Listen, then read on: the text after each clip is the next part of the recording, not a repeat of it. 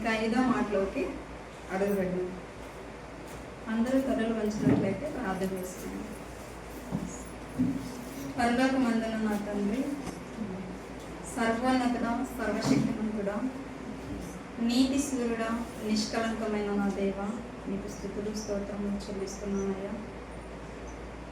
ఈ good Friday శుభ సందర్భంలో శిలువలో పలికిన ప్రాముఖ్యమైన మాటలను ధ్యానించుటకు మీరు ఇచ్చిన అవకాశాన్ని బట్టి మీకు స్తుతులు స్తోత్రములు చెల్లిస్తున్నాను అయ్యా. నేను మాట్లాడబోతున్న 5వ మాటను మీరు జ్ఞాపకం చేసుకోండి తండ్రి. ఎలా మాట్లాడాలో అలాగే ఆత్మ సహాయాన్ని నాకు దయచేయమని నేను ప్రాధేయపడుతున్నాను. నాలో ఉన్న భయాన్ని తీసివేసి ప్రభా, మిమ్మల్ని చక్కగా మీ పిల్లలకు వివరించుటకు ప్రభా సరైన మాటలను నా హృదయంలో నింపమని మిమ్మల్ని అడుగుచు, నన్ను నేను తగ్గించుకొని నామాన్ని హెచ్చిస్తూ ప్రభు అయిన యేసుక్రీస్తు వారి నామంలో ఈ ప్రార్థన మనలో మీకే సమర్పిస్తున్నాను కన్న తండ్రి.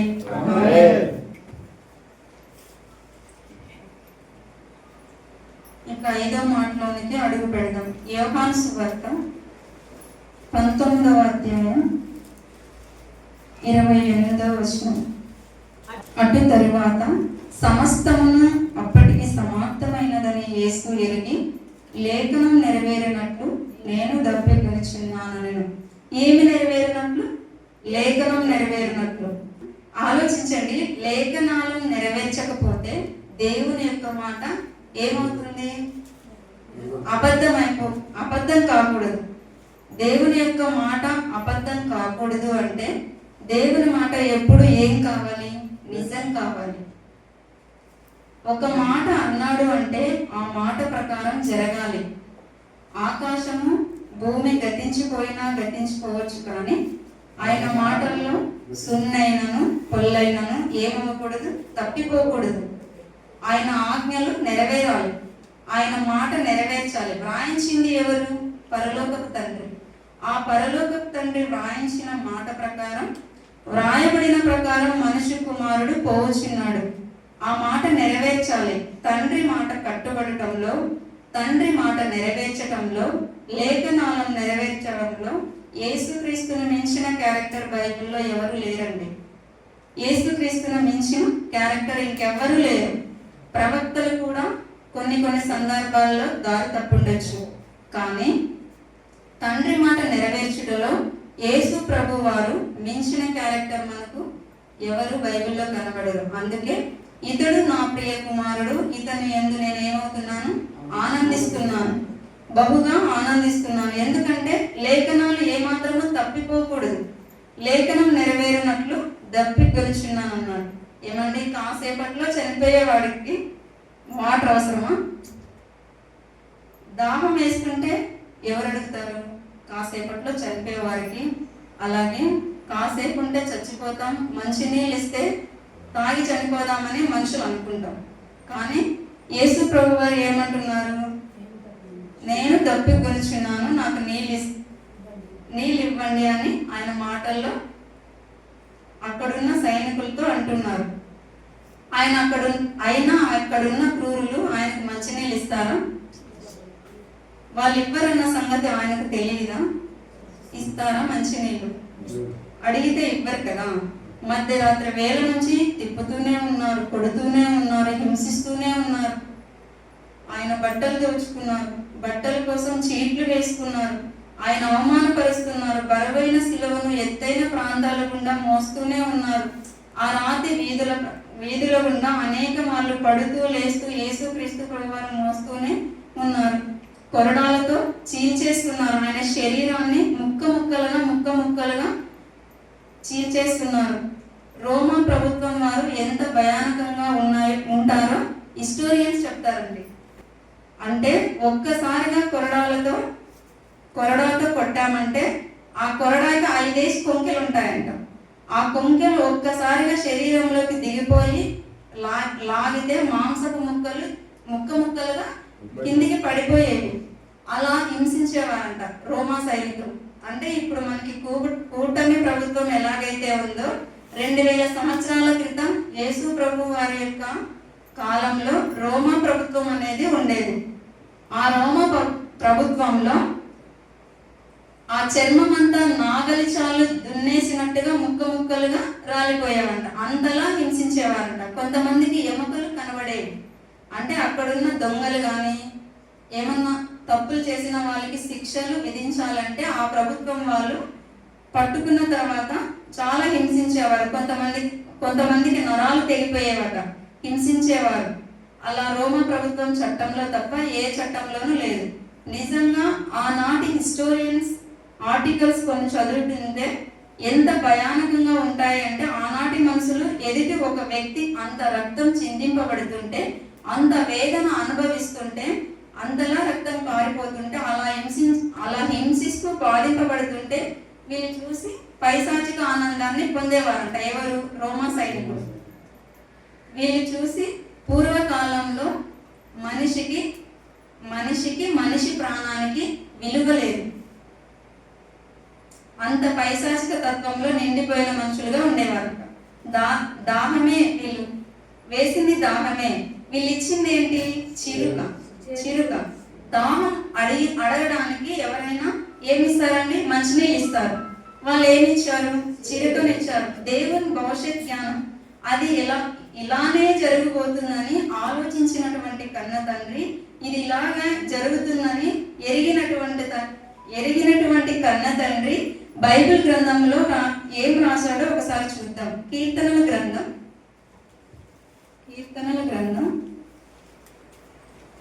69వ అధ్యాయం. కీర్తనల గ్రంథం 69వ అధ్యాయం 21వ వచనం. దయచేసి, వారు చేదును నాకు ఆహారంగా పెట్టిరి, నాకు దప్పి అయినప్పుడు చిరుకను త్రాగనిచ్చిరి. ఏనాటి కీర్తన అండి? ఎప్పటి కీర్తన? కొన్ని వందల సంవత్సరాల క్రితం వ్రాయబడిన కీర్తన. ఇది దావీదు గారు రచించిన కీర్తన. అంటే యేసు ప్రభుల వారికి దావీదు గారికి మధ్యకాలం 1000 సంవత్సరాలు ఉంది. 1000 సంవత్సరాల క్రితం ప్రవచించిన ఈ మాట 1000 సంవత్సరాల తర్వాత ప్రభువైన యేసుక్రీస్తు ప్రభుల వారు నెరవేరుస్తున్నారు. యేసు ప్రభు మరణ కాలంలో ఏమి జరగబోతుందో దాదాపు 1000 సంవత్సరాల క్రిందటే ప్రవచించాడు. ఆ ప్రవచనం నెరవేరాలి. లేఖనం నెరవేరినట్లు ఇదంతయు జరిగాను. కనెక్షన్ చూసారా ఎంత బాగుందో? బైబిల్ ఏనాటి దావీదు, ఏనాటి యేసుక్రీస్తు మధ్యలో 1000 ఏళ్ల గ్యాప్. ఈ 1000 ఏళ్ల గ్యాప్ లో యేసు ప్రభు విషయంలో నెరవేరాలి. ఈయన దేవుని కుమారుడు అని రుజువు కావాలి. అపోస్తలులు యేసు ప్రభు కోసం చావడానికైనా వెనకాడలేదు అంటే ఏంటి కారణం? వాళ్ళ కళ్ళ ముందు ఎన్నో ఆధారాలు ఉన్నాయి. ఈయన నిజమైన దేవుడు, నిజమైన దేవుని కుమారుడు అని. అందుకే వాళ్ళు చావడానికైనా సిద్ధపడ్డారు. 1000 ఏళ్ల కిందట ప్రవచించాడు దావీదు, 1000 ఏళ్ల తర్వాత నెరవేర్చాడు యేసు ప్రభు వారు. అందుకే ప్రభు అంటున్నాడు, దప్పికొనుచున్నాను, నేను దప్పికొనుచున్నాను. మీరు నీళ్ళు ఇవ్వరన్న సంగతి నాకు తెలుసు, మీరు అంత మంచోళ్ళు కాదన్న సంగతి నాకు తెలుసు, నేను దప్పికొనుచున్నాను. ఈ దప్పికొనుచున్నానన్న మాటలో ఉన్న ఆంతర్యం ఏమిటి? ఆయన ఈ మాట రెండోసారి పలికారు. మొదటిసారి ఎక్కడ పలికారు చెప్పగలరా? నేను దప్పికొనుచున్నాను, నా దాహానికి నీళ్ళు ఇవ్వగలరా అని ఎప్పుడు పలికారు? సమరయ స్త్రీ సందర్భంలో పలికారు. మొదటిసారి సమరయ స్త్రీ సందర్భంలో నా దాహానికి నీళ్ళు ఇవ్వగలరా అని పలికినటువంటి యేసు ప్రభు రెండోసారి సిలువలో మరలా అడుగుచున్నాడు, నేను దప్పికొనుచున్నాను. ఏంటి ఆయనకున్న దప్పిక? చిరక ఇస్తే ఆయన దప్పిక తీరుతుందా? మంచినీళ్ళు ఇస్తే ఆయన దప్పిక తీరుతుందా? నీళ్ళ వలన తీరేటువంటి దప్పిక, చిరక వంటి తీరేటువంటి దప్పిక కాదది. ఆయన దప్పిక ఏంటి? యేసు ప్రభు యొక్క దప్పిక ఏంటి అని మనం చూసుకున్నట్లయితే సమరయ స్త్రీ సందర్భాల్లో మనకు అర్థమవుతుంది. యోహాను సువార్త 4వ అధ్యాయం. యోహాను సువార్త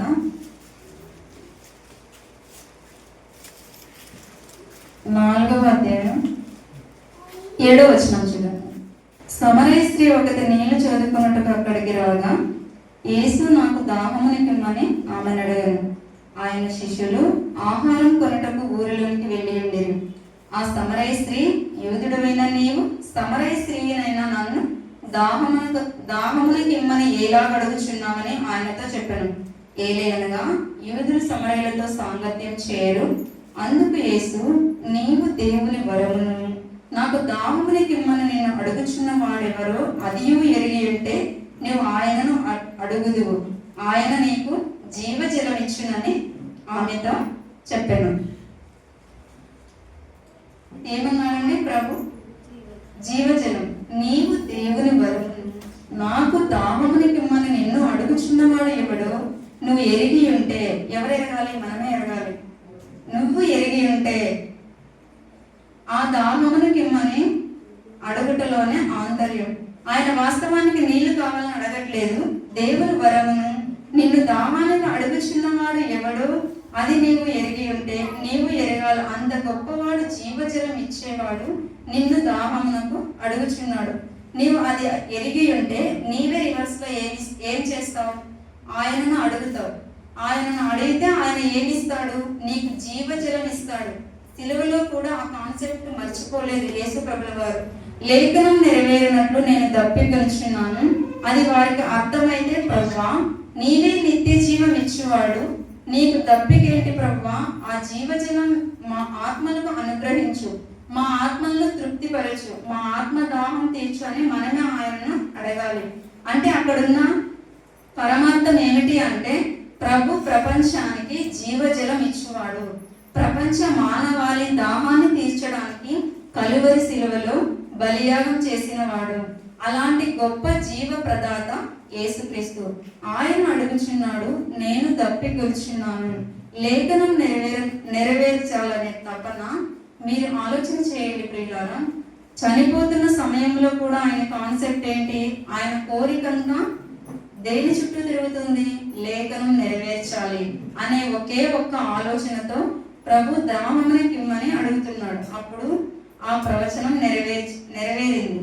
వాళ్ళ స్పంజీని ఉంచి ఆయన నోటికి అందించారు. అప్పుడు ఇప్పుడు ఏమి అర్థం కావాలి మీకు? తండ్రి యొక్క లేఖనాన్ని నెరవేర్చడానికి కుమారుడు ఎంత ఆసక్తి కలిగి ఉన్నాడో మనం గమనించాలి. ఈరోజు మనము మన పరిస్థితి ఏంటి? ఒక్క మాట కూడా తప్పిపోకూడదని ప్రభు అనుకుంటున్నాడు. మనం ఎన్ని మాటల్లో తప్పిపోతున్నామో ఒకసారి మనల్ని మనము పరీక్షించుకోవాలి. నన్ను మీరు జీవజలం అడగాలని ప్రభు అనుకుంటున్నారు. మనమే ఆయన్ను అడిగే స్థితిలో లేము. అడగాల్సిన జీవజలం కోసం కాకుండా అడగకూడని లోక సంబంధమైనవి అడుగుతున్నాం. కాబట్టి మన అన్ని విషయాల్లో తప్పిపోకుండా ఆత్మల రక్షణ కోసం మనం కూడా ఆత్మల దాహం కలిగి బ్రతకాలని ఆశిస్తూ ఈ 5వ మాటను ముగిస్తున్నాం. ఈ సమయాన్ని ఇచ్చిన పెద్దలకు ధన్యవాదాలు.